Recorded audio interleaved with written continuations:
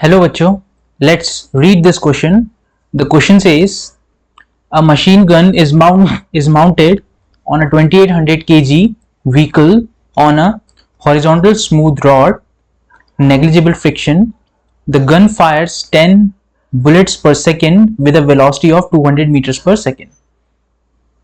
If the mass of each bullet is 50 gram, what is the acceleration produced in the vehicle? And 4 options are given. So let's start with the key concept जो use होंगे. So जो key concepts यहाँ पे use होंगे वो हैं key concepts that first definition of force, which is F is equals to force is equals to rate of change of momentum, where P is momentum.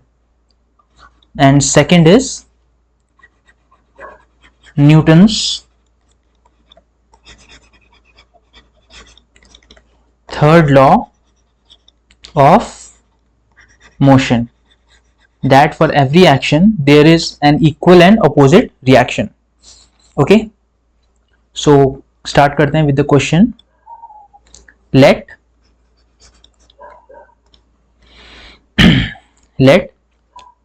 Vehicle का जो machine gun mounted on 2800 kg vehicle. So vehicle का मास हम m1 ले लेते हैं which is 2800 kg और इसकी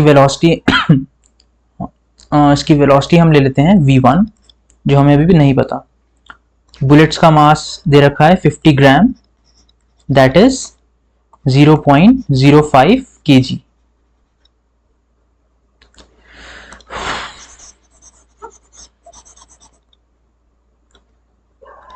सो m2 है बुलेट्स का mass which is 50 gram which is 0.05 kg.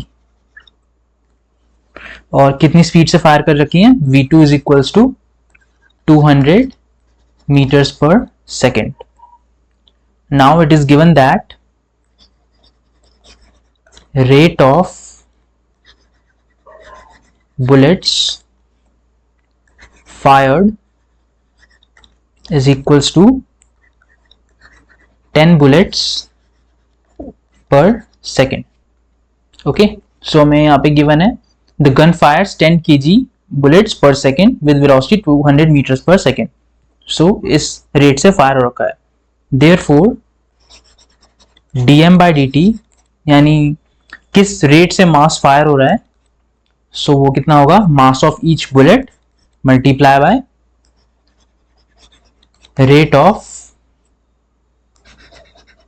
bullets fired. So हमें जो बुलेट्स का मास है वो कितना दे रखा है? 50 gram, that is 0.05 kg. So 0.05 multiply by rate of bullets fired कितना है? 10.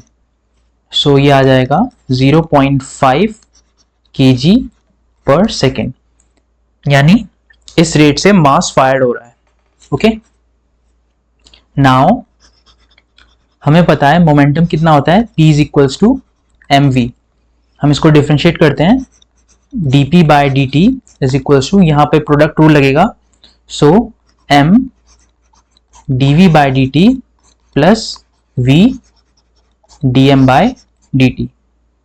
सो dp by dt is equals to, यहाँ पर rate of change of velocity 0 है, सो बुलेट जस्ट फायर्ड हो गई है. So rate of change of velocity dv by dt यहाँ 0 है. यहाँ हमारे पास वेलोसिटी है 200 मीटर पर second, so dv by dt यहाँ पे 0 है और हमारे पास ये बचेगा ये term v dm by dt which is equals to v, और हमने dm बाय dt कितना निकाला है?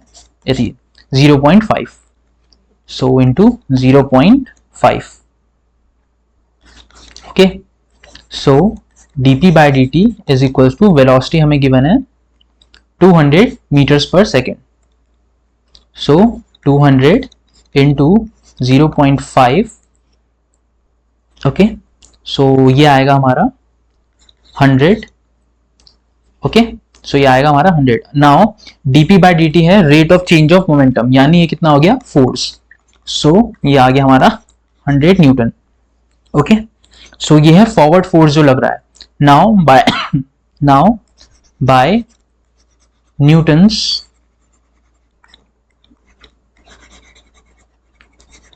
Third law. So Newton's third law कहता है कि अगर हमारा फॉरवर्ड फोर्स 100 न्यूटन लग रहा है तो बैकवर्ड फोर्स भी कितना लगेगा, 100 न्यूटन. ओके, सो बैकवर्ड फोर्स कितना लगेगा, बैकवर्ड फोर्स वो भी होगा 100 न्यूटन. ओके, सो हम ले लेते हैं जो बैकवर्ड फोर्स लगेगा वो हमारा व्हीकल पे लगेगा. Okay, 2800 kg vehicle on a horizontal smooth rod. क्योंकि हमारी मशीन गन जो है माउंटेड हो रखी है व्हीकल पे, सो उस पे बैकवर्ड फोर्स लगेगा. सो वो कितना होगा, backward force which is mass of vehicle into acceleration. जो व्हीकल का मास है और उसमें एक्सीलरेशन कितनी आ रही है, सो वो कितना होगा, 100. सो एक्सीलरेशन हो जाएगी हमारी 100 divided by m1 which is 100 divide by m1 हमें कितना गिवन है, 2800 kg. सो ये आएगा 2800. सो एक्सीलरेशन आएगी हमारी 1/28 मीटर पर सेकेंड स्क्वायर. अगर हम इसे सेंटीमीटर्स में कन्वर्ट करें सो ये बन जाएगा 100 divide by 28 centimetre per second square. और अगर हम इसे निकालें तो हमारा एक्सीलरेशन आएगा 3.57 सेंटीमीटर पर सेकेंड स्क्वायर.